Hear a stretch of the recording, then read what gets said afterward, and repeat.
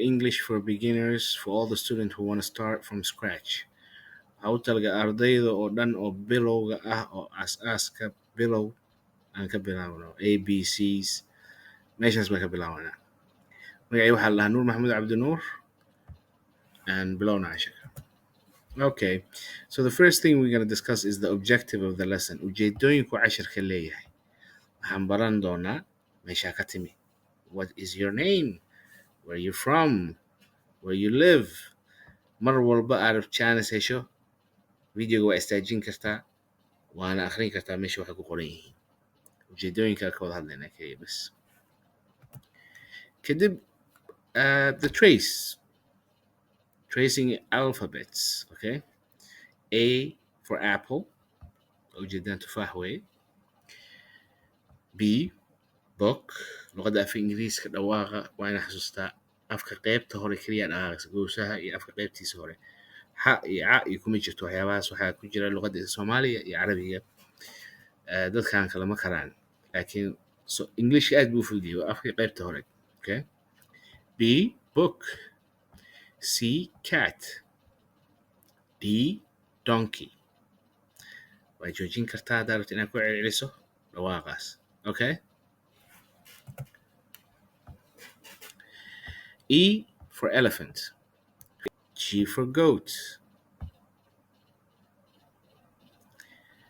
H for house, I for ice cream, J for juice, K for kite, L for lion, M for monkey, N for nest, O for orange. Waxaan ku xijinaynaa inta kale alphabetka waa eegaysaan. Parrot, queen, rabbit, sun, tiger, umbrella, van, water, xylophone, yak. Waxaasoo dhan baa isku dardaraysa waa eegaysa sawirka iyo dhawaaqa. Zebra. ABCska markaa laba nooc baa loo kala qoraa. Khalado badan baa ka arkay dad oo luqad si fiican u yaqaan. Magacooda bay ku qoraayaan small letter. Waa khalataas. Magacaada mar walba waa capital. Hadduu Cabdiraxmaan yahay A Cabdiraxmaan, B Barwaaqo. Walba waa capital.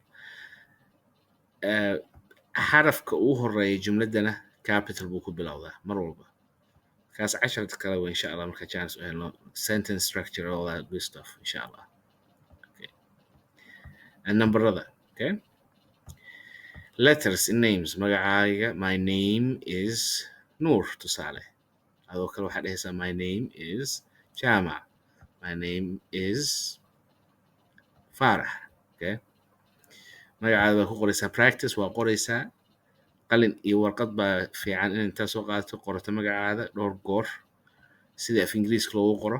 Cabdiraxmaan iyo sida af ingiriiska loogu qoro xa kuma jirto Englishka. So Abdirrahman baa qoraysaa, right? And the next one waa ka Hassan, Sophia, okay? Safia, Sophia, okay? You write down your name, capital small letters, okay? Waxaa u qoraysaa xarafya yaryar iyo kuwa waaweyn isku qasan. Xarafka ugu horeeya waa capital, kuwa kalena waa small letter. Vocabulary marka waxa ugu horeeya aad garanayso waa magaca. Haddaa ila soo joogto macnaheeda si fiican baa u shaqaysa maanta. Okay? Marka we will take a small break anagoo ka wada hadlayna magaca. Okay, my name, why is it important? Maxay muhiim u tahay? Okay? Xagee ka timi qofku markuu ku dhaho. Hadba meeshaad joogto wey, meeshaa ka timi. Haddaad dibadda joogto waa xagee ka timi. Okay, magaalada ku dhalatay wey. Laakiin haddii magaalada ku dhashay laga yaabaa meel kale inaad ka soo jeedo, right? For example, I was born in Mogadishu, right? But my family and the people awowayaasheena meesha waxay ka soo jeedaan Dhuftinle, right? Qof magaalo buu ku dhalan karaa miinuu ka soo jeedi karaa soo ma meeshuu ka soo jeedo, right? And I believe, of course, we know that Somalia walaalo weeye meel walbay joogaan, we're cousins, maadeer reer ayeeyaa lagu yahay abti baa lagu yahay yani isna qofka markuu ku weydiinaya meesha ka timi xumaan kama ahe waa faduul badanaa faduul wey qofka wuxuu rabaa inuu ogaado just curious to know where you're from you know bani aadamka o dhan faduulshi uu iska leeyahay okay taasay u badan tahay okay isku shuban that's where my mother was born meesha hooyaday ku dhalatay waa isku shuban okay meesha hooyashka jooga waa dhuftan leh okay by the way I miss Muqdisho magaalo qurux badan bay ahayd bay tahay weliba I love that city okay so wada hadal gaaban baa ka wada hadlaysaa tababarka magacyada meeshay qofka la joogto saaxiibka okay wasalaamaysa how are you adoo si kalsooni ugu dhawaaqa tartiib baa u hadli kartaa yani english khasab ma inaa bowsis u hayso tartiib baa u hadlaysaa how are you adoo how are you garanaya baa si fiican ugu dhawaaqaysaa okay maalinta kasii dambaysa si kalsooni leh baa gudbinaysaa anaa weli barta how are you mar walba yani waxbarashada joogteen bay u baahan tahay iyo wixii inaad sii hagaajiso dhawaaqaada maalin walba so the guided practice sida qaabka u sameyn lahayd waa qoraysaa hal jumlad okay darabta inaad luqad waa isbari kartaa darabta inaad barato luqada waa isbari kartaa hal jumlad maalin walba 5 daqiiqo using the Kaizen method right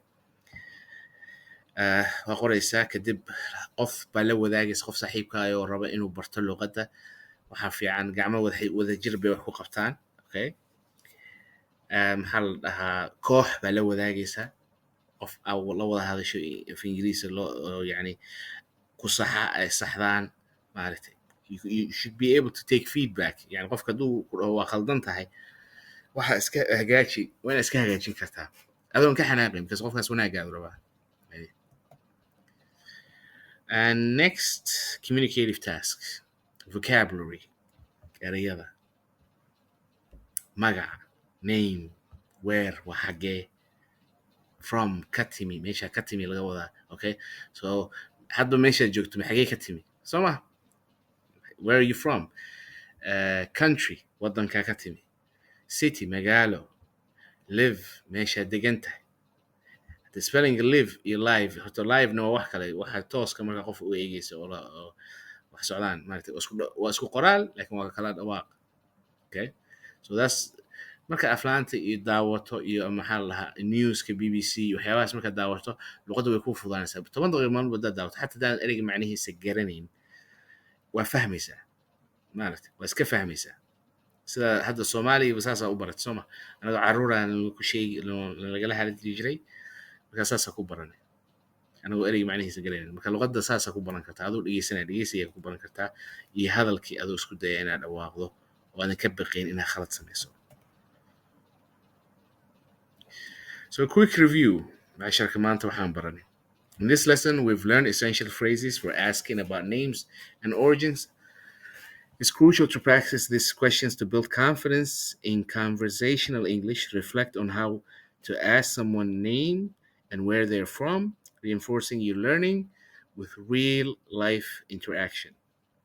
Okay, so tusaale baa hadda ku siinahay bahasha tan erey walba waa garanaysaan haddaa garanaysa confidence hadda kasoo saaraysaa kalsooni okay waa kalsoonida okay kalsooni bay noqon kartaa okay conversation wada hadal okay maxaa la dhahaa ask weydiin and iyo okay it was me and Muhammad okay anything barashada learning right so this easy very easy so this meeshaan ku geeyna magacii waxa la ahaa Nuur Maxamuud Cabdi Nuur ani waxaan insan ardayga inuu qof kasta uu isbari karo luqadda